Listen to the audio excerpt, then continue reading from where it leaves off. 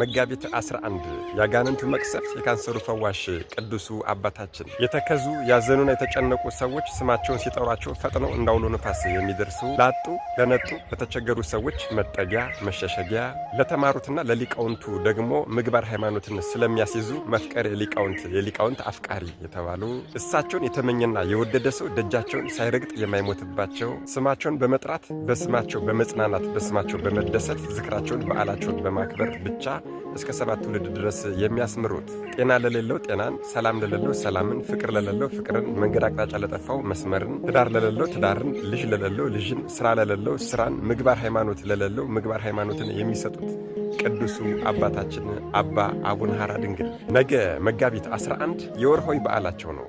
እኒህ ኃያል አስደናቂና ሩሩህ የዋህ የሆኑ ቅዱስ አባት በአካለ ሥጋ እያሉ ሁለት ኃያላን አሉ ብለው የተናገሩት ነገር ነበረ። ከዚህ በፊት የሰራሁት ቪዲዮ ነው። እሱን አቀርብላችኋለሁ፣ ተከታተሉት። አባታችን አቡነ ሐራ ድንግል የዓለም ብርሃን የዓለም ኮከብ ፈዋሹ እንዲህ እያሉ ይናገሩ ነበር። ሁለት ኃያላን አሉ፣ እነርሱም ሰው ሞቶ ካላመለጣቸው በቀር ከደካሞች ወይም ከብርቶች፣ ከትንሾች ወይም ከትልቆች፣ ከሹማምንቶች ወይም ደግሞ ከባሪያዎች፣ ከሀብታሞች ወይም ከድሃዎች ማንም ሊያመልጣቸው አይችልም። እነርሱም አንደኛው ደዌ፣ ሁለተኛው ሞት ናቸው። ከእነዚህ ሁለት ኃያላን ከሰው ወገን ማንም የሚያመልጥ የለም። እሳቸው አባታችን ሐራ ድንግል ይህንን ጠንቅቀው ስላወቁና ስለተረዱ ለራሳቸው ሳይሆን ለእኛ ለዓለም ሕዝብ ሁሉ ተርፈውን ሂደዋል።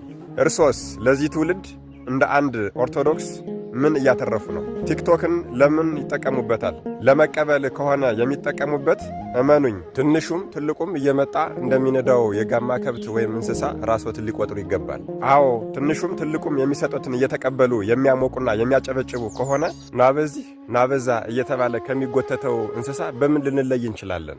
አቀባይ ከሆኑ ግን የሚያቀብሉትን መልእክት መለየት አለቦት። ቲክቶክን ለመልእክት በማይመቸው በቁራ ይመስሉት። እግዚአብሔር ለመልእክት በማይመቸው ወጥቶ በሚቀረው በቁራ ቅዱሳኑን ሲመግብ የነበረ ለምን ይመስሎታል?